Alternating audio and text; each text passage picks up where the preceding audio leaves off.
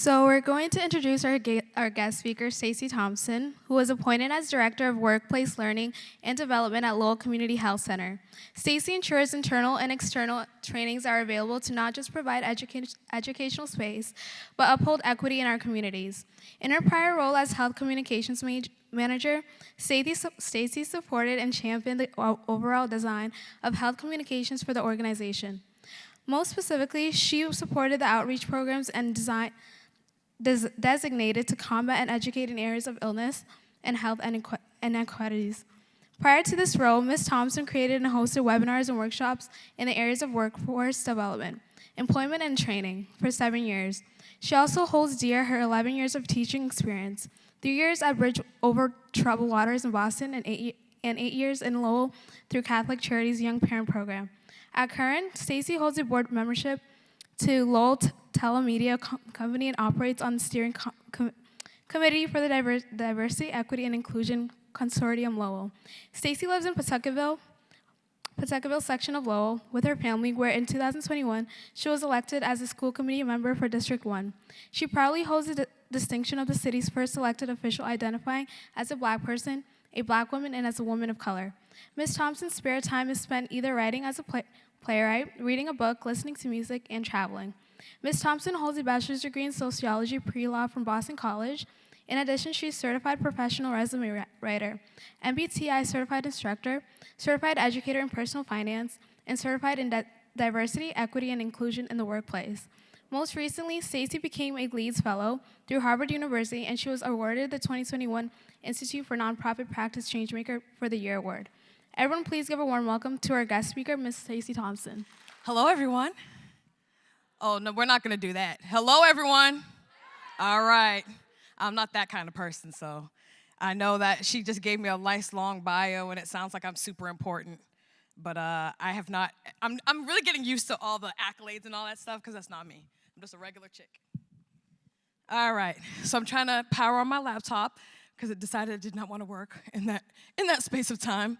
But I just want to say thank you guys so much for the opportunity. Thank you to Ms. Cheeks. Thank you to Ms. Phillips. Thank you to the lovely student leaders. And thank you to you. This is such an important opportunity to celebrate something that, to Mr. Fiato's point, is not going to be celebrated once a year. I do know that, Black History Week, or Negro History Week as they called it initially, was 1 week. But we celebrate being Black 365 days a year, 24/7, okay? So for those of you who are here today, and I'm glad that y'all love that because, and like I tell people, I love being Black. I wouldn't want to be anything else. Not that anything that you are is not beautiful, but I love being a Black woman. All right. Just give me 1 second. So first I would like to say that this opportunity to speak today, and I have to say to Ms. Cheeks, thank you for your patience. They had asked me for some reason, it went into my spam, so I had no idea that they wanted me to speak. And then Ms. Phillips was like nonchalantly, hi, have you checked your email? Because we've been emailing you for quite some time. And I was like, oh, I'm so sorry. So I do appreciate your patience in getting that to being patient with me doing that. All right, so let's get started. And I believe there's going to be time afterwards where people are able to ask me some questions if they do have them. So I've delivered a lot of speeches in my time. And what I will say is that for me, when I get to talk about issues like this or beautiful things like Blackness, it's really important to me, and so I take it very seriously. The lovely introduction that I got, you heard a lot about my accomplishments, you've heard about some of the things that I've done, but I'd rather tell you about the person that I am. So if you would give me a moment, I will do that. So, who is Stacey? Stacey L. Thompson. I like my L, and no, I will not tell you what it stands for. People try to guess all the time. I am a human. I'm a woman. I'm Black. I'm West Indian, Barbados. I'm a daughter, a sister, a middle child, a girlfriend, a friend, a confidant, and a godmother. I'm a business professional. I'm a leader. I'm a Christian. I'm a lover of music. I'm first-generation achiever on my father's side. I'm an educator, I'm an advocate, I'm a singer, I'm a playwright. I'm an educator, I'm an advocate, I'm a public speaker, a traveler, a fierce protector, I'm a crier, yes, I cry a lot, and I'm a fighter as well as a survivor. Those are just some of the things that I am, but I want to talk to you more so about one in particular. So I just described a lot of things that I am, and all of you are lots of things. There are lots of layers to who you are.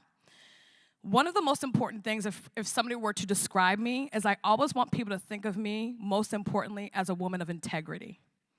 Because there's one thing that people can't take from you, and that's your integrity. How you carry yourself, the ways you commit, your loyalty, your trustworthiness.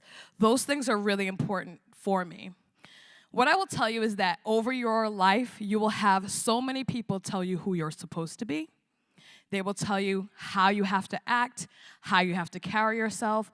Never let anyone put you in a box. Never, okay?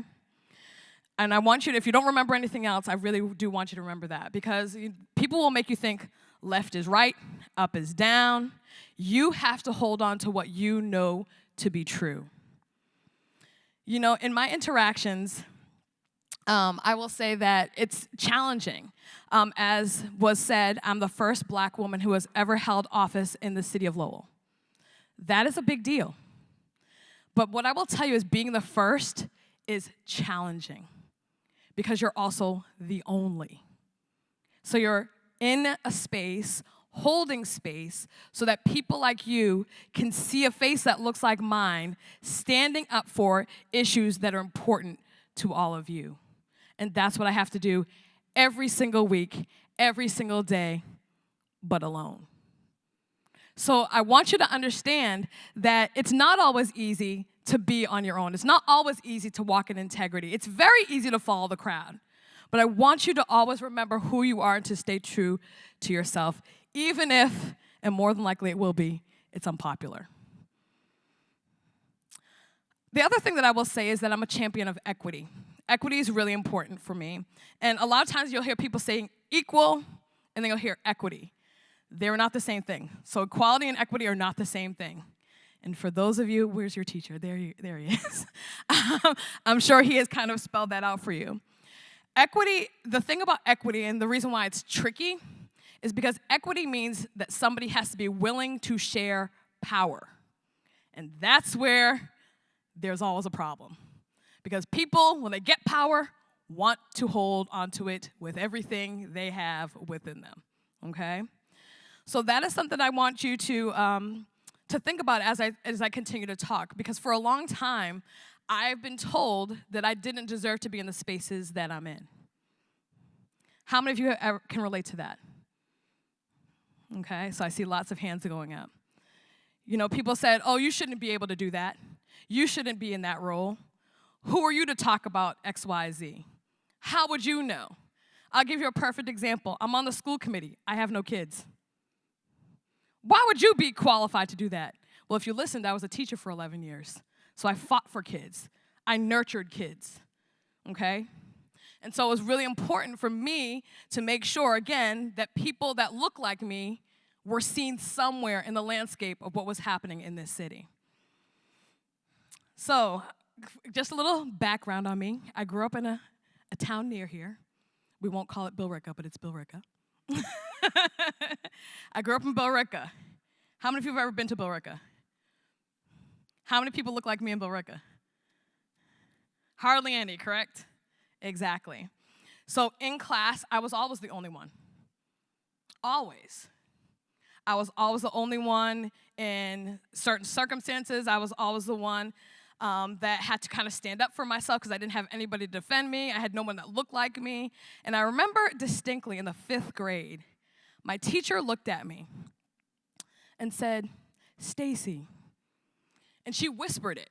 Mind you, again, I'm the only one who looks like me in the class. And she, Stacey, we're going to talk about slavery. Is that okay with you? You can imagine what that might have felt like for dark-skinned Stacey sitting in a sea of nothing that looks like her. So there's a certain way people handle this, and I'm not saying I handled this the right way, so don't follow my example. Okay? I said, well, it's part of history, right? So teach it. And I got in trouble when I got home with my mother. But again, she understood why I said it, but doesn't appreciate the disrespect and how I handled it. So again, there are so many times that I've had to be that only person in the class. I was in high school, I was in drama and in musicals. And I remember distinctly being so excited. I got cast as one of the main roles in a musical. And so I was preparing, had all the set, I knew exactly where I needed to stand on the set, and I had all my lines down. I learned every song to perfection, even the dance numbers. I had everything ready. And then I was told,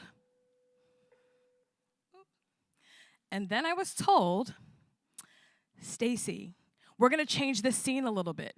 And I said, okay. The reason why they changed the scene, because in that particular scene, me, Stacey, a black woman, was supposed to kiss a white young man. So they took the kiss out because they did not think it was necessary. Mind you, every other actor in all the scenes kissed all the kids. Now, don't get me wrong, I didn't want to kiss that kid anyways. But the reality of it is, it felt so uncomfortable for me to then continue on and give my best to that role because I was already told that I shouldn't be in that space. And I found out later that there was a fight between the director of music in the town and the director because he wanted me to have the role because I thought I had the most talent. She didn't want me to have it for other reasons. So again, I was told that I shouldn't be in the space and I didn't deserve to occupy space. So you're going to experience situations like that. But what did I do? I held my head up. I did an amazing performance, if I do say so myself. But it hurt me. And it was something that also I kept in my brain. But for me, I kept it in my brain as fuel. Okay? Now, I will tell you about there's so many times, again, and a lot of you said you could relate, that you have not felt like you fit in. How many of you have heard the name Birdie Bell Jones Malbury? Okay, a couple of hands. How many of you were born in Lowell? Okay, so the majority of you. I was not the first black woman that attempted to run for office in the city. So let me tell you about another woman who was told in the city that she didn't need to be in certain spaces. So Miss Malbury was the first black woman to enter the race for Lowell City Council. And she actually, just a little bit about her background, she was an anti-poverty and social services. She worked for CTI. You guys probably still see CTI all the time, community teamwork. And she also worked to try to control rent, and I'm sure we can all appreciate that when we see these rent prices. So that was what she really did. That's what she focused on. The thing that I want you to take away from what happened to Birdie is this. During her campaign, she had her campaign office in a certain part of the city. I'll let you guys think about this after I say what happened. She had her office, and as she ran her first race, which was in 1979, somebody threw rocks through her window and set fire to her campaign office multiple times. I see mouths open. It's disgusting what happened to her. But the crazy thing about Birdie, or the amazing, beautiful thing about her, is she kept running. Regardless of them trying to torch her, well, they didn't try, they did. They burned her office to the ground. But even in spite of that, she said, I'm going to occupy space, and I don't care if you don't like it. I don't care if it makes you uncomfortable. I deserve to be here. I belong, and you're just going to have to see my face, and that's what it is. So she ran several more times, all the way until 1989, and unfortunately, she never made it in. I found out later that she moved to Atlanta and had an amazing career in politics, but it just couldn't happen for her here in Lowell. Why do you think that is? There are certain people, unfortunately, that don't want change. They want things to stay the same. And when you want things to stay the same, you will protect them at every corner and at every turn and by any cost. So what was her motto? This is I think one of the more interesting things. Her motto was to treat all people with equality. That should be a fair reason why somebody would want to burn her office down, right? I mean, just treat me like everybody else with dignity and respect and kindness and fairness. But those things drove fear in people because that meant somebody was going to lose power. Somebody was going to have to share power. And they didn't want it to be somebody that looked like this. Okay, so I want you to keep that in your kind of tucked away, because what things like that do, what incidents like that do, is they instill fear and they try to silence you. If I've learned anything about young people, y'all have a lot to say. A lot to say. Don't let anybody silence you. I don't care who it is, even if it's yourself, your own self-doubt that does it, push past it. So why is this story important? Why is Birdie's story important, besides the fact that it's Lowell history that you never learned, only a few of you knew about it? It's important because that's the reason why I ran. That's one of the reasons, one of the main reasons why I ran. I believed, and when I ran on what I called Stacey's 3 E's: empowerment, educational excellence, and equity. Those were the 3 things that I ran on. Why? Because those are the most important things to make sure your voices are heard, that you're in the conversations that you need to be in, that you're at the tables that you deserve to sit at. And so for me, that's why I did that. Quite frankly, I never wanted to do politics. I still think it's kind of gross, if I'm going to be entirely honest, right? It's not something I enjoy, but advocating, standing in the spaces for you all, standing in the gaps, was more important for me than the discomfort of dealing with something that I didn't really want to do. So that is something that I want you to always keep in the back of your mind. But also, if you're interested in politics, let me know. I'll tell you all about it. The good, the bad, the ugly, and the difference that it can make. Because it was quite a journey. When I ran, and it said I live in Pawtuckaville, so based on how the districts are, you run it in your district. So I ran in Pawtuckaville and then what they call the Upper Highlands. Okay, so I'm not sure who lives in that area or those areas, but I'm your representative if you are, okay? But what I will say about that is I was asking some of the other people who ran for school committee as well, what was your experience? What were some of the questions that you were asked? One of the questions that I was asked repeatedly was about critical race theory. Stacey, I heard you support critical race theory. I don't want that in our schools. I said, okay, sir, what is critical race theory? And he had zero idea. Critical race theory, just for you that are not aware of what it is something typically taught in law school. Okay? It is taught in graduate courses, and sometimes you'll have nuances of things, but it's not something that is taught in Lowell Public Schools. But that was a question I got repeatedly.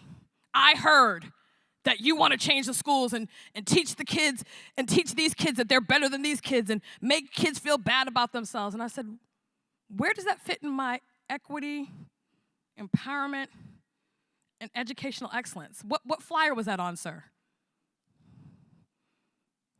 None. But when people believe something, they will believe it hard, to their soul. But the problem with that is, if now people are talking and running in circles, does it make it harder for me to get into office? Of course it does. So I'm having to work twice as hard.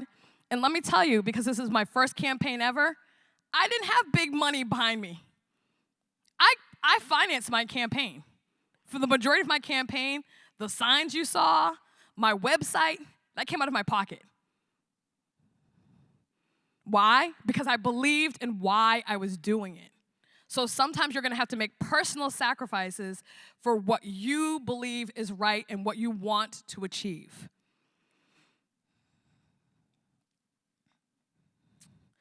I've been quoted a lot by saying this, and I guess I say it too much because if I'm getting quoted all the time about it, maybe I need to get another catchphrase, but it works for me.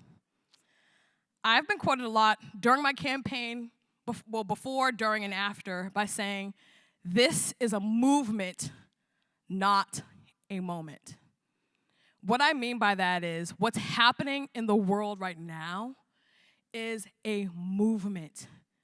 And there are certain points and times in history where things are moving forward with trajectory, positivity. Something positive could happen just right over, unless somebody does nothing, and then it does this. It comes right back, and then repeat.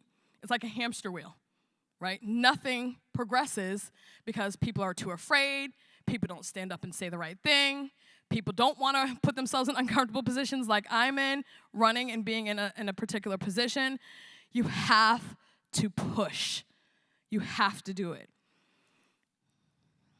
What I will say is I firmly believe that there are hosts of special moments. One of the things that you may not, and I hear it a lot when I talk to young people individually, Stacey, nobody cares what I have to say.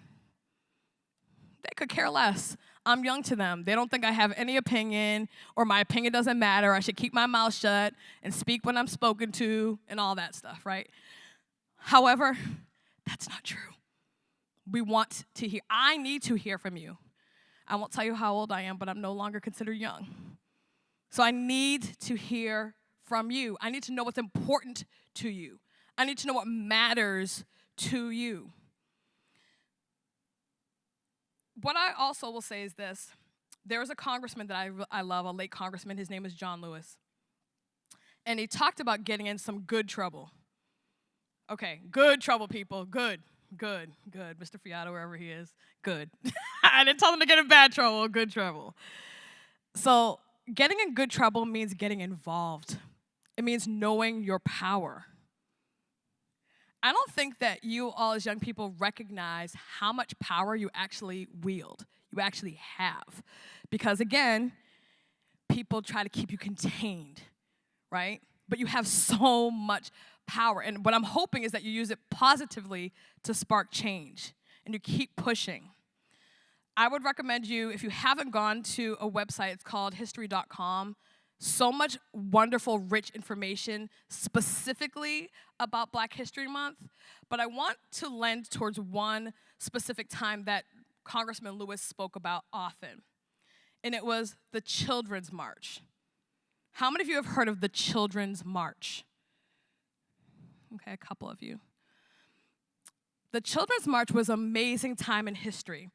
If I ask you, and I know I will, and I'm going to get a bunch of hands, or hopefully I will, how many of you know of the Reverend Dr. Martin Luther King Jr.? Okay, if I didn't get any hands for that, I was going to get a little nervous. I was going to say we need to chat. But, you know, the reason why I bring this up is because I think sometimes you all need inspiration. And I always need inspiration. I'm always looking for points of inspiration. In 1963, Dr. King was jailed. And by the way, he was jailed like 30 times. So it's not like the one he went to jail a lot. But this one time he went to jail, and the movement was having a hard time. People were tired at this point. They were really, really tired. They had been pushing. They had been boycotting. There was just so much. And they could not, and this is the adults I'm talking about, they just didn't have it anymore. So who do you think came through? The children. A children's march was, and I have to say, I don't want you guys to experience this type of children's march when I describe what took place in this children's march. And we're about the 60th anniversary of the children's march this year. The children's march basically tells a story of young people between the ages of 7 years old, and 18 that went out in the streets of Birmingham and braved what was happening. So that means they were getting arrested. They were getting fire hoses pointed at them.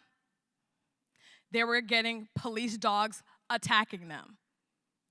Because power does not care.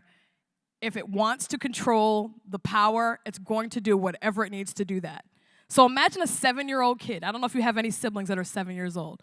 Imagine them out in the streets being hosed down against a wall because they were having a silent and well within their rights protest. Having dogs attacking them. I don't know if you've ever seen a police dog in attack mode. Has anybody seen that before? It is rough.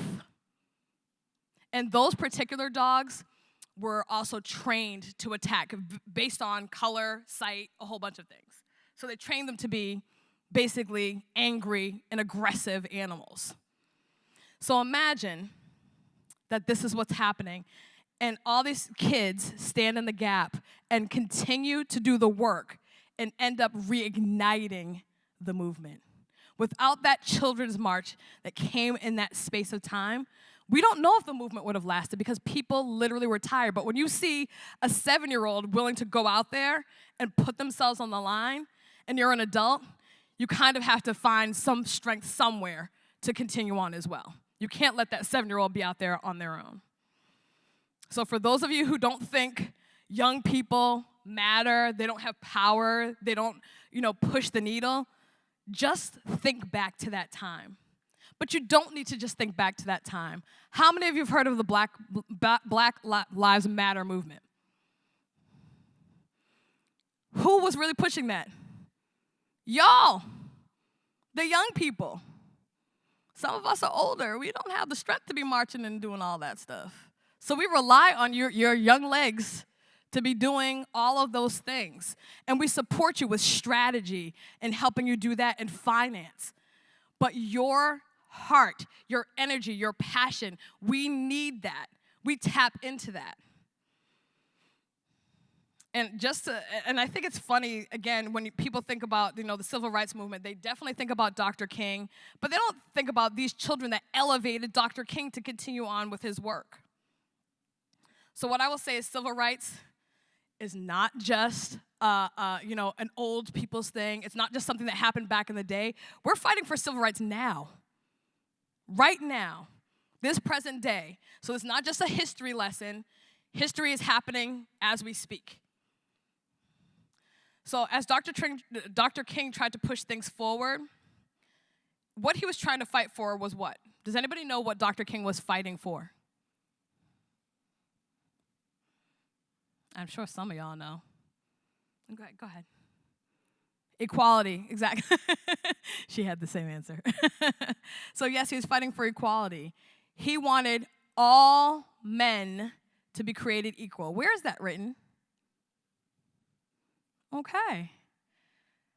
So the reality of it is, it's written as part of the foundations of this country that all men are created equal.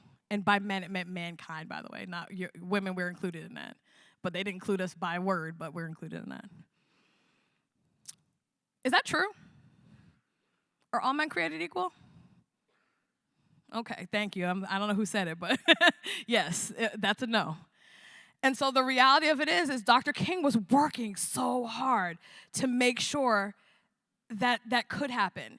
And when he was in the deep South, because the states like Georgia and Mississippi and Alabama was really where he was trying to do the work, because those were the strongholds of the Confederacy. So he was trying to make people just treated, all he wanted was human treatment. Something that seems so simple, right? So simple. He wanted it for people that were brought here on ships, not of their own accord, for people that were born into slavery, and people that were born free. I want to, for all of you who in the room who do not identify as black, I want you to understand civil rights is not a black issue. It is a people issue, okay? So as we're fighting for equality and equity and justice, there's also no age requirement for that. You can be just as brave, just as inspiring, just as impactful as anyone. I also want you to remember this. We all have to own our own piece in getting things to change. People all of a sudden, I hate it here. I don't know why we can't get things to change. Why are things the same? Well, they're the same because there are unfortunately a lot of people that are afraid to make any noise. A lot of people, and when I say this, don't think that I don't understand the sacrifice of doing that, because I'm living the sacrifice of doing that. So I understand that. But what I want you to understand is that it does make an impact. It does.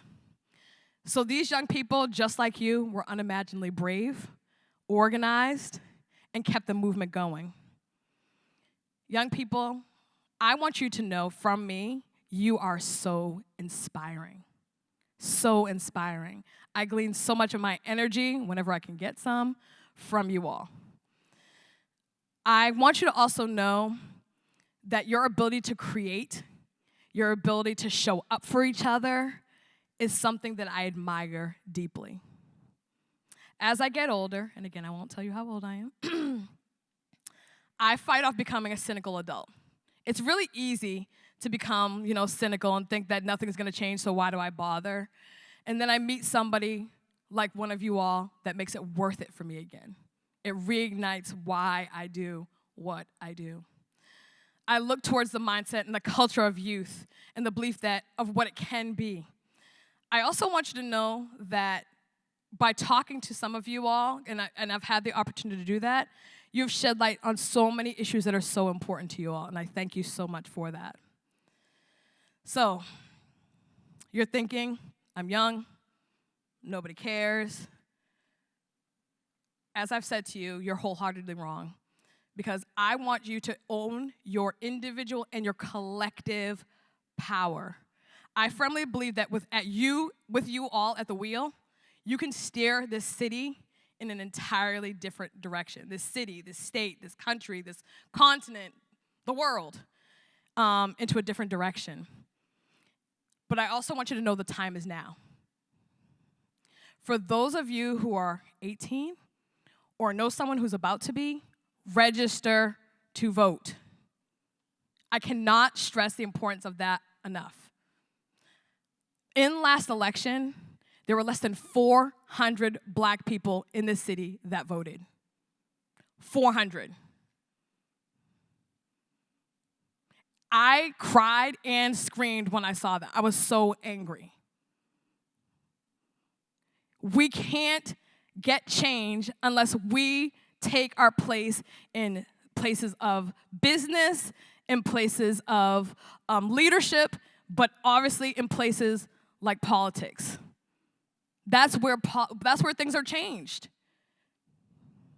So please, if you're not registered to vote yet, do that. When I was teaching, I actually used to walk my students right down Merrimack Street, register them to vote. I had to explain it. I did it as a civics lesson, actually. And I would say to them, okay, this is what a Democrat is. This is what a Republican is. This is what an independent. We didn't really have that much of the Green Party situation back then. But I would walk them through all those pieces so that they could make their own vote. I wasn't trying to influence them, but I wanted them to be registered so that their vote counted. Because your voice always matters, but your vote being counted and you telling people what you want them to do happens in the voting booth. I will end with this.